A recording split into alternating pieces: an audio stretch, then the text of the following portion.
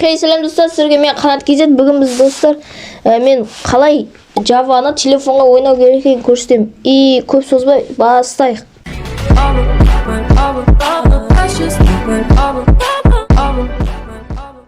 Бірінші бізге Poja Launcher или Moja Launcherді өткізіп алу керек.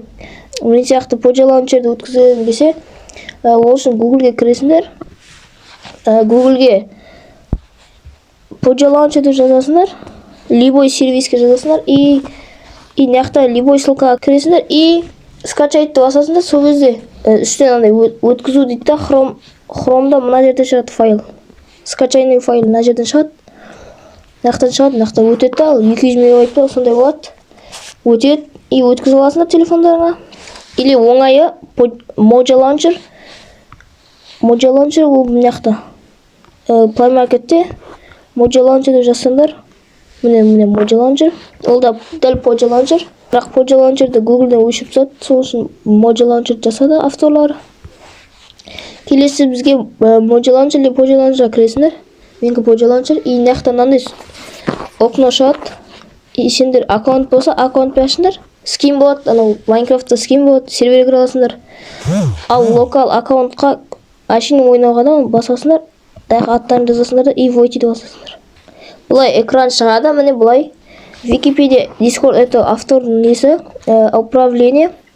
Управление өздеріңе қойларыңа болады. Қалай не ашады, версия. Қалай мод салады сондайлар. Басына сіздерде тек мынау тұрады. Новый профиль деп тұрады. Сол басасыңдар. Мынандай окно шығады. Стандартный версия загружение модов дейді. Стандартный ол кәдімгі модсыз да, ішіне мод саламайсың, сондай Майнкрафт версия. А мына версия Optified, оған шейдер болады, бірақ сіздерде телефон күшті болса, мысалы бір 512 гигабайт или 1024 гигабайт, 1 терабайт болса, ол шейдер қосыларға болады. Ал модпен текстура картамен өталып келсіздер, нақтаған өткізесіздер. Сборка мод ол көп мод бар, бірақ Майнкрафтта мысалы ең күштісі Forge, менде Forge. Forge'ды басасыңдар и версия шығады қазір. Нақта версия таңдасыңдар. Сендерде телефондар мықты болса 1.21-ді өткізе аласыңдар, күшті. Ал моды көп болса 1.12.2-ні өткізе аласыңдар. 1.12.2-ні. Ал вообще слайы болса телефондарың 1.7.10-ді өткізе аласыңдар міне. Басасыңдар. И біріншісін басасыңдар. И сол кезде мындай шығады. Окно астында. Өтетін күтесіңдер.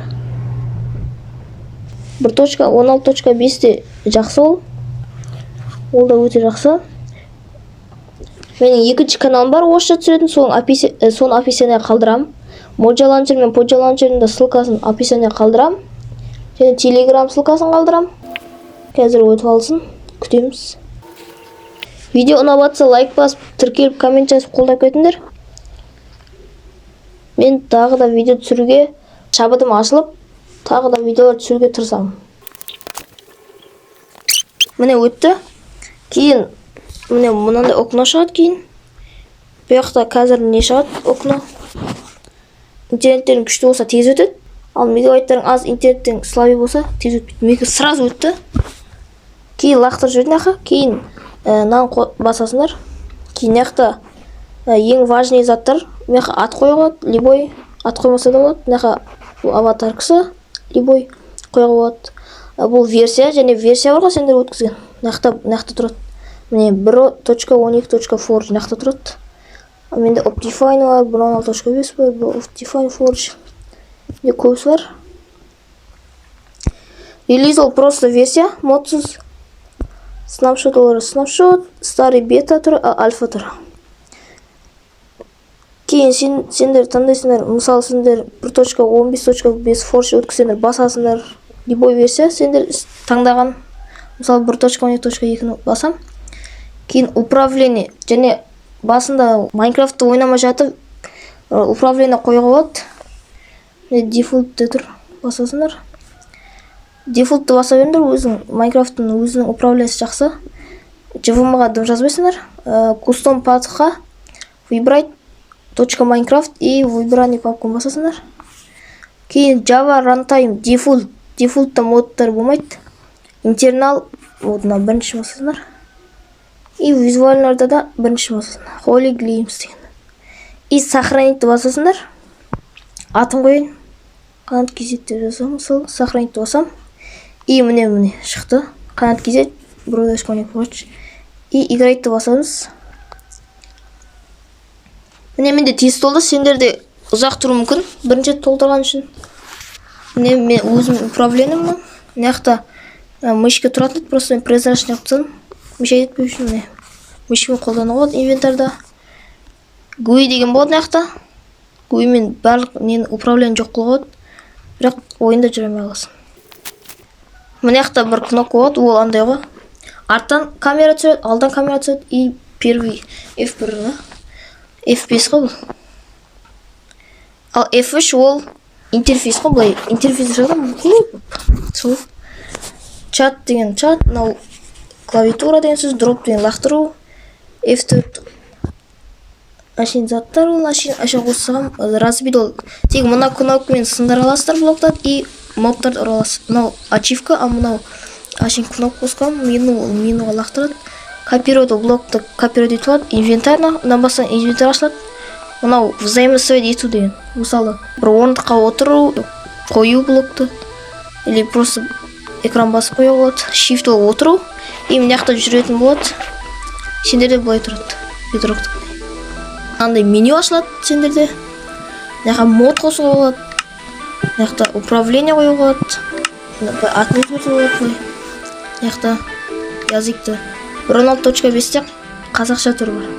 Қазақша ойнауған кесе. Мына жақта Realms мультиплеер тұрады. Достармен ойнауға еще. Қалай мир ашады? Синглплеерді басасыңдар. Мына жақта 4 мир тұр. Жаңа мир ашу деп тұрады өзі. Ат жазасыңдар. Мына жақта креатив, survival, hardcore деген деді. Мынау настройка мира. Мысалы, структар шықпау. Мынау обычный ландшафт. Мысалы болсаң плоский мир. Мынау биом, көп биом. Мына чит қосылу или қоспау. Креатив қойсаңдар өзі автоматически он болады. Он деген қосылу. Чит ол game mode, хп, лайк дегендерге команда арналған бонус сандық бұл. Енді өшіріліп тұр. Бәрін болсаңдар донды басасыңдар. Кейін Create No World басасыңдар. Сол кезде мир ашылады. Дәл компьютердікіндей болып загрузка болады. 4-5 болып қой. Қазір. Мерді өшіру, қалай өшіру керек екен білесіз жасында деп ойлаймын. Мер просто ұнамайтын мерді басасыздар и delete деген басасыз. Өшіру деген басасыздар. Видео ұнап жатса лайк бас, коммент жазып қойыңдар. Міне. Бірінші чанк толғасын, сол кезде қатпай қалады. Міне чанк толған шығар. Міне ашын бай сындыр қоймайды, басып тұр. Мен жақсы сындырға болады. Намен сындырға бақ қой тезді. Сектен бір нәрсе қолдану, мысалы инвентарды басып блоктар таңдаласыңдар міне бұлай. Или мышкамен. Не мышка. Таңдып, инвентарын қойып, лақтырып, сандыққа өзімізді неміз, өзімізді қарайды жабадағыдай. Бір әне кеңіз шит қойып, екінші қолына бедроктікінде емес та, жабадағыдай. Қолына затты сразу екінші орына бассат жарып. Бұлай қоя қойады. Басып, или секунд болады. Мопты ұру үшін, намаз Разбитті мен орша қойған, негізі ағашында тұрады. Мына жерде тұрады. Мысалы, міне алтын алайын. Қалай дроп, дроп өздеріңді управление кнопка аша қойады, дроп бір затты лақтырып қойады, бедроктікінде емес. Міне, настройканы басасың үстінде тұрған. Раскладка управление деп басасыңдар и болды. Мына жақта ойнамайсыңдар. Сосын мен бұру управление. Дроп деген басында болмайды. Болмайды. Олар жаңа кнопкалар шығару үшін мынаны басасыңдар. Добавить кнопку. Жаңа не шықты? Интерфейс. Оны кнопка деген ештеңке емес деген. Home, back, сандар. Интерға қойып. Любой әріптер клавиатурадағы. Өткен бұл телефон, клавиатура емес, клавиатура жоқ телефонда. Любой зат бар. Кейін бәрін біткеннен кейін сохранить басасыздар. И кейін покинуть редакторды басасыздар.